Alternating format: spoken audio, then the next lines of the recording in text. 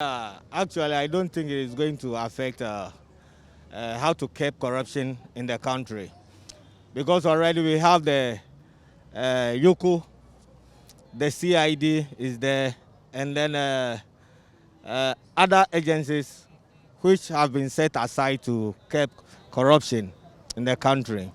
And beside that, his resignation is not going to affect the entire office. Since he's having some assistance, other institutions are there to help curb the situation. So I don't think it is going to affect curbing corruption in the country. It is his own decision to take. Okay, it's a human being. So if he says it's not no more to to do it, so it's no problem. So that one there, we can't say anything about it. It's own personal will to decide. The man, when he came, he didn't do anything. Even he didn't arrest any armed robber or any thieves.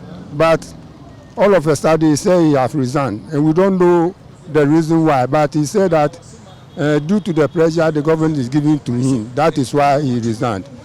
So for me, it is not good for him to do that. Personally, I think Amidu knows the challenges he was facing there, so it's better he resigns.